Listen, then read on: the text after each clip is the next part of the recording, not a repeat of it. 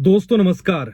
हिमाचल प्रदेश में बीते दिनों आपने एक खबर जरूर सुनी होगी। एक क्या दो खबरें जो महत्वपूर्ण है वो जरूर सुनी होगी। एक तो नेशनल मीडिया में हिमाचल की आर्थिक बदहाली को लेकर प्राइम टाइम में खबरें चली, आज नेशनल मीडिया में चली, कई चैनलों में चली। और दूसरा जो सिर्फ हिमाचल के मीडिया में चली वो खबर थी कि एक बोर्ड के चेयरमैन की तनख्वाह 30,000 से डायरेक्ट 1,30,000 की गई है। यानी कि एक ऐसा इंक्रीमेंट लगा है जो इंक्रीमेंट शायद जिस कर्मचारी की तनख्वाह अभी 30,000 है, जब तक उसकी तनख्वाह 1,30,000 होगी तब तक हमें लगता है कि ना केवल वो अपनी नौकरी से रिटायर्ड हो जाएगा बल्कि जिंदगी से भी रिटायर्ड हो जाएगा।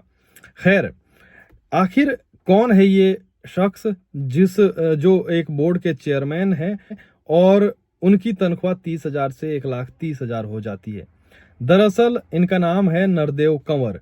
ज्वालामुखी के रहने वाले हैं, सीएम के बेहद करीबी है और इस वक्त ये भवन निर्माण और कामगार कल्याण बोर्ड के अध्यक्ष है, जिसे अंग्रेजी में HPBOCWB कहते हैं, यानी कि Himachal Pradesh building and other construction worker welfare board. इसके चेयरमैन हैं, नाम है इनका नरदेव कंवर। और सीएम की पत्नी को जितवाने में इन्होंने काफी मेहनत की और दूसरा जो है पार्टी की सेवा कर रहे हैं 30-35 सालों से। मार्च में जब इन्हें इस बोर्ड का चेयरमैन बनाया गया, अध्यक्ष बनाया गया, तब कई जगह पर खबरें ये चली कि इस हिसाब से चली कि जो है 35 सालों से पार्टी की सेवा करने वाले इस शख्स को जो है अब इनाम मिला है 30-35 साल बाद। इनाम क्या मिला है? इनाम हमारी और आपकी जेब के पैसे से मिला है। हमारे लिए नरदेव कंवर ने क्या किया? उन्होंने 35 साल पार्टी की सेवा की, कांग्रेस पार्टी की, सीएम की पत्नी को जितवाने के लिए उन्होंने मेहनत की और फिर उन्हें इनाम क्या दिया गया? पहले चेयरमैन बनाया गया, अब उनकी तनख्वाह बढ़ाई गई। वो कहते हैं मुझे मालूम नहीं है कि मेरी तनख्वाह बढ़ी है। हर्षवर्धन चौहान जो उद्योग मंत्री है उनसे भी पूछा गया, वो भी कह रहे थे कि जानकारी नहीं है।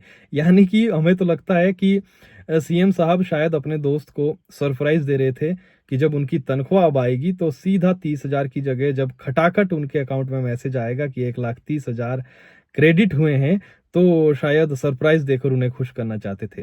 खैर, सवाल ये नहीं है। सवाल ये है कि क्या जो है पार्टी के लिए मेहनत करने वाले या फिर जो है किसी एक शख्स के लिए मेहनत करने वाले उन लोगों को जो इनाम देती है सरकारें, वो हमारी और आपकी जेब से क्यों इनाम मिलता है? दरअसल आर्थिक तंगी से जूझ रही सरकार, हिमाचल सरकार लगातार कहती है कि हमने कई प्रयत्न किए आर्थिक तंगी से जूझने के, फालतू खर्चे कम किए। सीएम का आज मैं एक इंटरव्यू सुन रहा था, उसमें वो कह रहे थे कि मुझे हजारों लोगों के फोन कॉल आते हैं, कह रहे थे कि हमारी तनख्वाह बहुत है, हमें फिर मुफ्त का पानी नहीं चाहिए, हमें सब्सिडी नहीं चाहिए, हमें वो नहीं चाहिए। कौन थे वो 1,000 लोग, ये अलग बात है। और कभी क्या एमएलए, एमपी, इन नेताओं ने, पूर्व सांसदों ने, पूर्व विधायकों ने फोन करके नहीं कहा कि हमारे पास बहुत पैसा है, हम करोड़पति है, हम अरबपति है, हमें मुफ्त की जो भत्ते हैं जो मिलते हैं, हमें भत्ते नहीं चाहिए, हमें। आप खुद जो आपने मंत्रियों और कैबिनेट मंत्री और सीपीएसओ का जिक्र किया, कहा कि हम 2 महीने तनख्वाह नहीं लेंगे। 2 महीने क्या, आप 2 साल तनख्वाह मत लीजिए, आप पर कोई असर नहीं पड़ेगा, आप भूखे नहीं रहेंगे, भूखे पेट नहीं सोएंगे। खैर, सीपीएसओ की तनख्वाह 2,20,000 के करीब है, विधायकों की तनख्वाह 2,10,000 के करीब है, तमाम भत्ते मिलाकर। इस पर कोई कटौती नहीं होती है, डिले जरूर कर रहे हैं। 1 साल तक अगर आप तनख्वाह ना लें तो हमें लगता है कि असल समाज सेवा यही होगी। 1 साल तक क्या, 2 साल तक क्या आप ना भी लेंगे, आपका हमने जो जब चुनाव लड़ते हैं तो उसमें जो आप अपनी इनकम बताते हैं वो भी हम जानते हैं और जो छुपाते हैं वो भी हम जानते हैं। खैर, सवाल ये है, कुल मिलाकर जानकारी ये है कि नरदेव कंवर इनका नाम है।